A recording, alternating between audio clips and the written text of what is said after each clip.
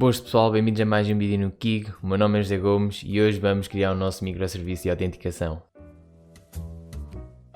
O objetivo então do vídeo de hoje é ter o nosso microserviço de autenticação finalizado.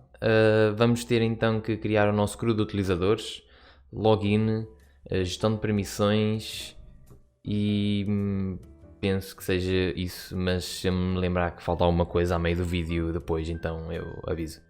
Vou então começar pelo mais simples, que não precisa de se tratar de nada. Vamos começar então pelo crew de utilizadores e também por criar aqui uma pasta de tipos para começarmos a definir alguns tipos de TypeScript, que eu lembrei-me já de um, que é o context, que podíamos já defini-lo para não ficar aqui esquecido.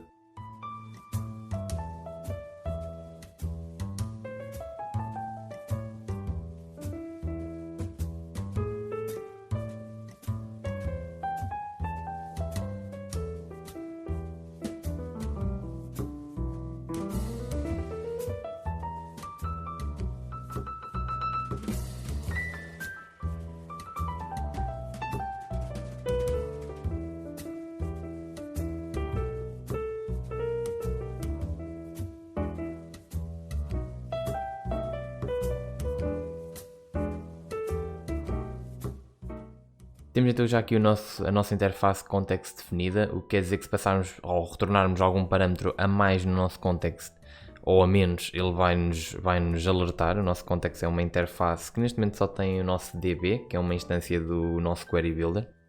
Vou agora então começar a reformular os nossos modelos.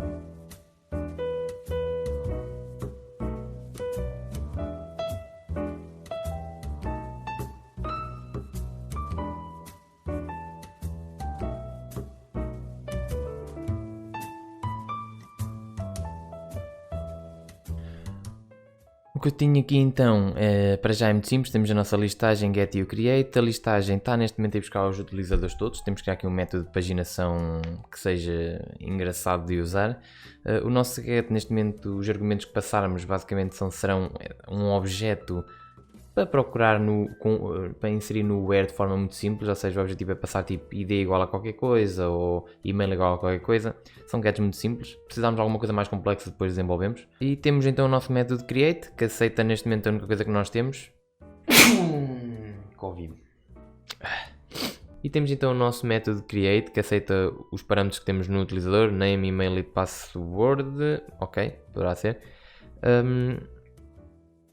Em que o que está a fazer é simplesmente procura um utilizador que já tenha aquele e-mail, se existir, envia um erro, gera um ID, cria um novo utilizador com esse ID e então depois retorna o utilizador com o mesmo ID para quem chamar este modelo, esta função deste modelo. O que está aqui então a faltar é não enviar a password para a base de dados e sim enviar uma hash desta password para a base de dados. E o que nós vamos então agora é instalar então o Argon2, que é uma das alternativas ao bcrypt. O Argon2 é um algoritmo um pouco mais é mais recente. Acho que nasceu em 2014 ou 2015, qualquer coisa assim. Enquanto o bcrypt é já da década de 90. E não quer dizer que seja mau de usar, mas eu gosto sempre de usar coisas que sejam de última geração, digamos.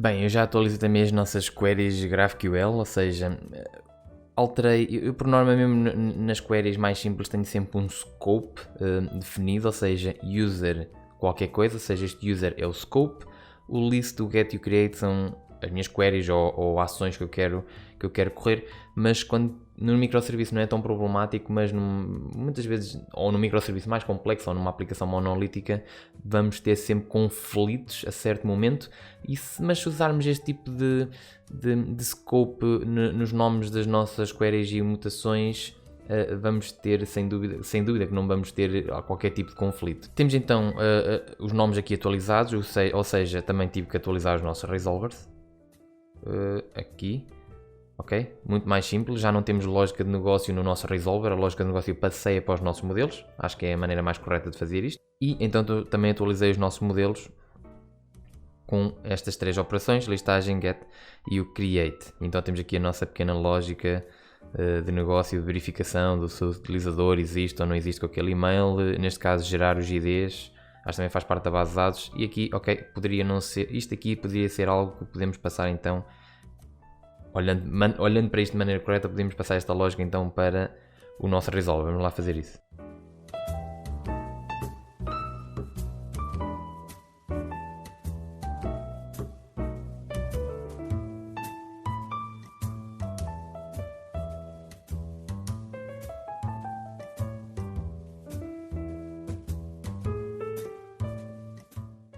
Ok, esta então é, na minha opinião, a maneira correta de dividir as diferentes lógicas. Aqui estamos a fazer uma operação que não faz parte da lógica de negócio e aqui estamos só a tratar mesmo da parte de base de dados, que é o que nos interessa tratar nos nossos modelos. Vamos só aqui então testar isto tudo. Aqui já tinha testado esta query e estava a retornar os nossos exemplos do vídeo passado.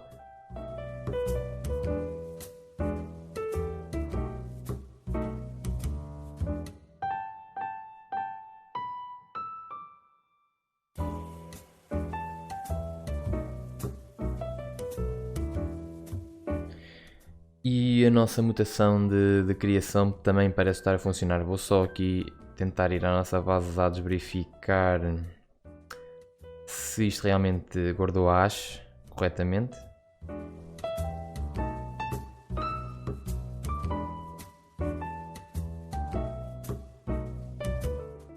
Ok, e podemos verificar então que nunca tinha verificado como é que era guardado, estava aqui até admirado.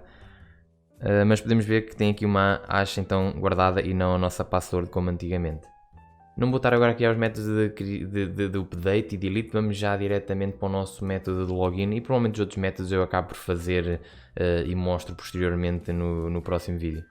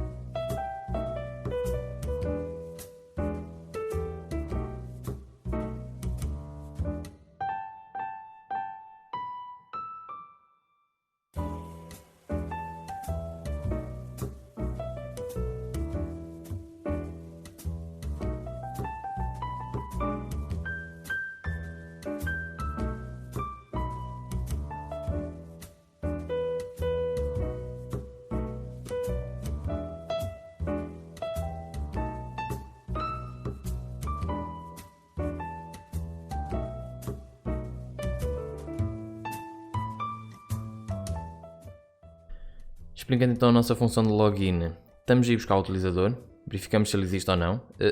Os dois erros, tanto de password como de se o e-mail existe ou não, o erro é o mesmo, porque por norma não gosto de dizer que a password está errada, porque dá a entender que aquele e-mail existe na nossa base de dados, mas se nós retornarmos sempre o erro de não autorizado e tivermos a mensagem de e-mail ou password errada, já não garantimos a quem está a tentar forçar o login que aquele e-mail realmente existe. Validamos então que o utilizador existe ou não e verificamos então a password que ele inseriu com o nosso Argon2. Se o package verificar que nos devolver que a password é válida, então retornamos um token e o próprio utilizador, que é o que eu costumo fazer porque às vezes é útil no processo de login devolver informações do utilizador para colocar num header do CMS ou qualquer coisa. O token agora temos aqui só a palavra teste porque não temos o nosso JSON Web Token configurado. Eu já estive aqui a testar no Postman e se enviar a password errada temos aqui um unauthorized. Se enviar a password certa temos então aqui o nosso utilizador com um token que vamos tratar agora.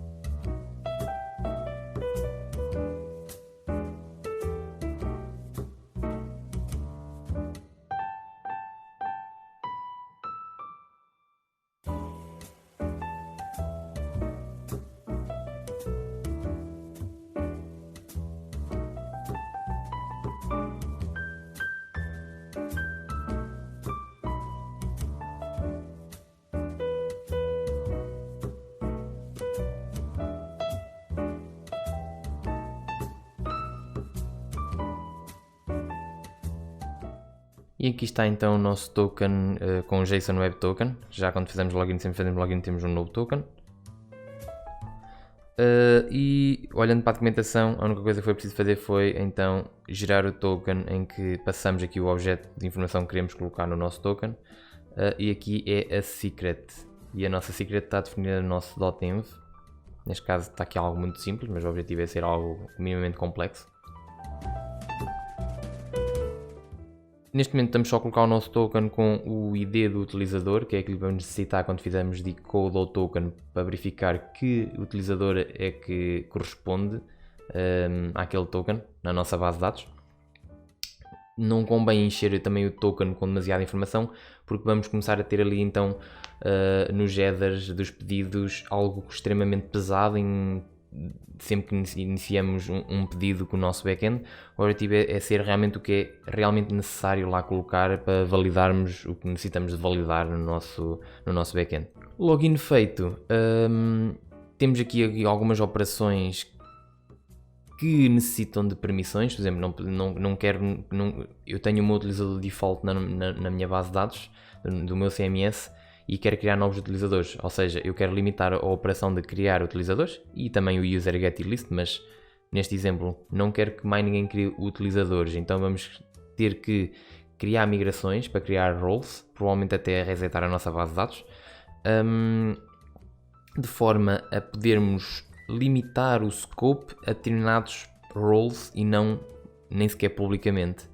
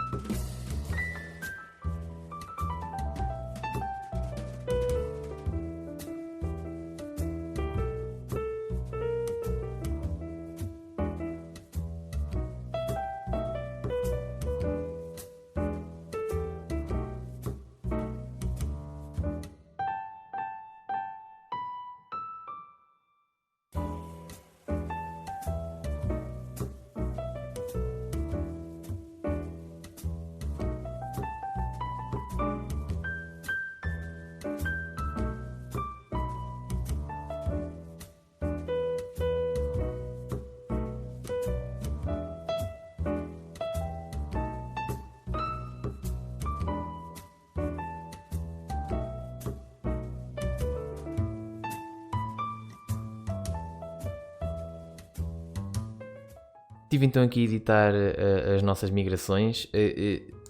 Editei a nossa tabela de utilizadores, onde adicionei um role e uma referência de uma relação para a nossa tabela roles, que também criei aqui. A nossa tabela roles vai ter apenas aqui vai ser o nome da role, mas por norma em base de dados que eu sei que vai haver multilanguage, hoje em dia provavelmente todos os projetos, por norma não guardo nem sequer constantes, guardo tudo no formato de 18n, ou seja, vou-lhe chamar tipo, por exemplo, role.administrator, ou seja, eu posso integrar isso no nosso ficheiro de 18n e temos automaticamente traduções, por isso é que normalmente estou aqui a chamar aqui neste tipo de colunas. O mesmo com as migrações, o mesmo com as permissões. Tenho então a minha única coluna chamada key. E vamos ter basicamente um role que tem muitas permissões e para isso serve a nossa tabela associativa de role permission, são as permissões de um determinado role, e tenho aqui simplesmente um unique, ou seja, para garantir que um role tem apenas uma vez aquela permissão e não nos permite estar a pôr permissões duplicadas sem necessidade. E mais uma vez tenho aqui a relação feita para a tabela role e permission.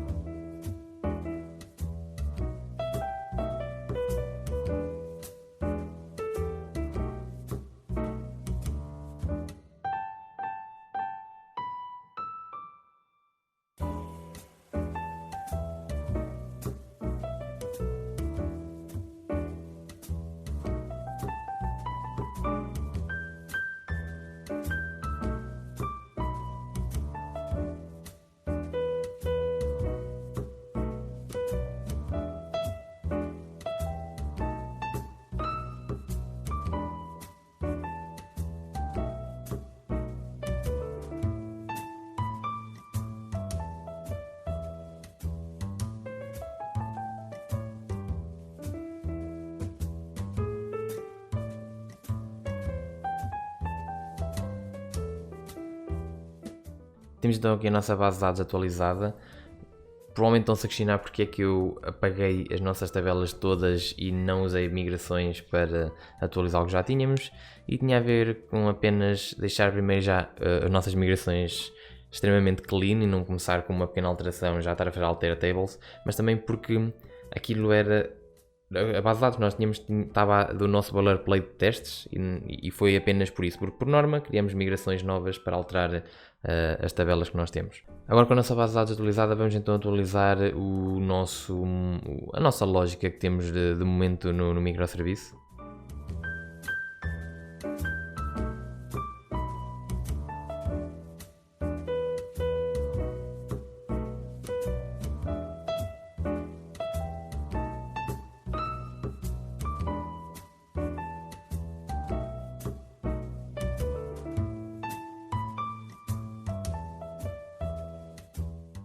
Apenas tive de atualizar o nosso modelo para permitir inserir o role e o nosso resolver. Ok, certo. Não é preciso estar aqui a definir nada mais, como isto é uma tabela exatamente com o mesmo nome na base de dados. É tudo automático. Uma das coisas que podíamos fazer aqui, provavelmente mais correto ou não, depende do trabalho, seria criar então um tipo aqui de role, um novo tipo role, então um novo tipo permission, fazer a associação em vez de ser string ser um role, e então podermos obter isto tudo automaticamente através daqui do Resolvers GraphQL, que ele resolve isto em forma de cascata, tudo direitinho para nós. Mas para já não quer dizer que se altere para a frente, mas para já acho que não é uma necessidade assim tão interessante de ter esse tipo de resolução de dados.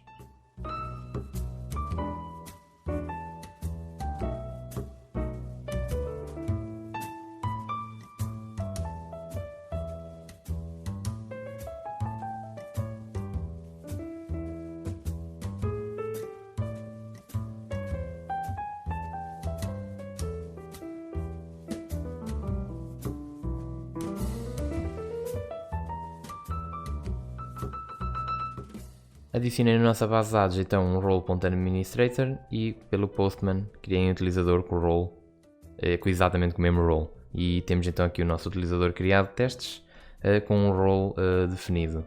Vamos então criar no nosso Apollo Server algo que verifique o header da authorization que o cliente está a enviar, para verificar se temos um utilizador logado ou não.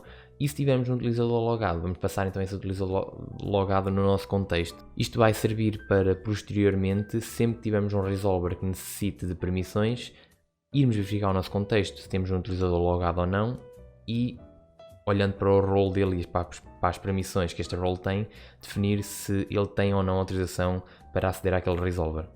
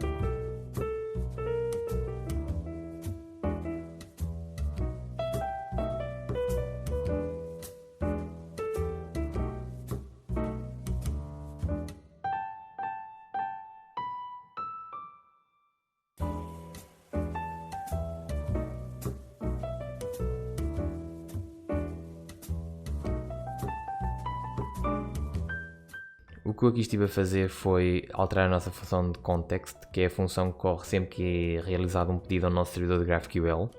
Vamos olhar para o nosso header de authorization, vamos retirar-lhe a parte que não nos interessa e ficar só com o JSON Web Token.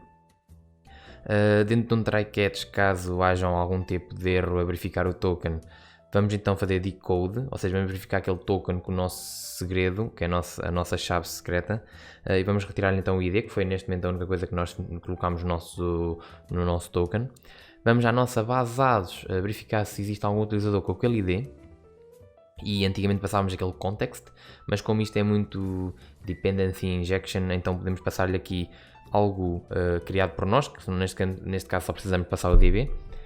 e obtemos então, em teoria, um hold user. Ou não, pode vir a null ou pode vir alguma coisa. E isso não nos interessa muito agora, passamos a resposta então para dentro do nosso contexto. E depois vamos então criar, primeiro vou testar, mas depois o objetivo é criar um middleware ou uma higher order function qualquer ali nos nossos resolvers que nos permite olhar se necessitamos de um hold user, e se necessitarmos de um hold user para aceder àquele resolver, então simplesmente verificamos as permissões daquele role.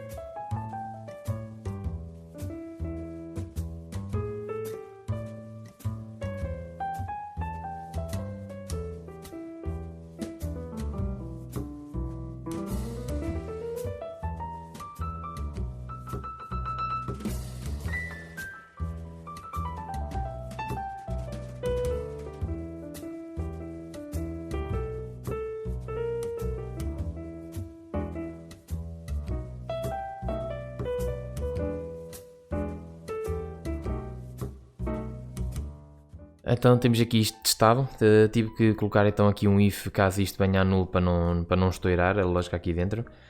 O primeiro null que temos aqui, este null que temos aqui foi quando eu fiz o pedido, o meu login, ou seja, eu não tinha mandado o meu authorization. Posteriormente então criei um utilizador, ou tentei criar um utilizador que deu erro, mas este objeto que aqui está foi, como eu mandei um header authorization, ele fez então o decode ao token, foi à base de dados com o utilizador que fez este pedido e estou a imprimi-lo aqui como teste, ou seja, está a funcionar corretamente.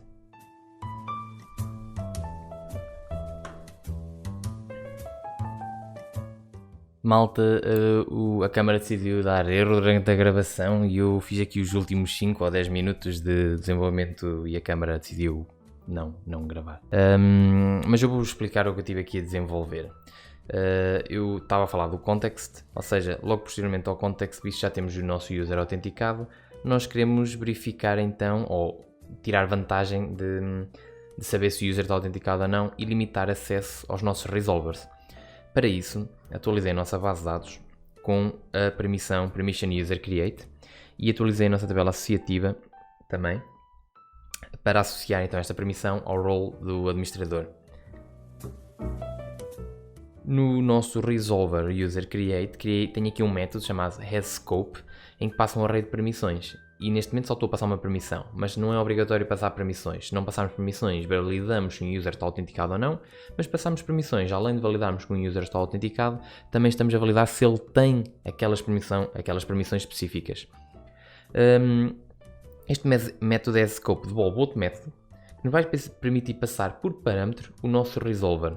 E o nosso resolver é aquilo que nós já conhecemos. O que é este hasScope então? Este hasScope permite-nos então receber um array de permissões.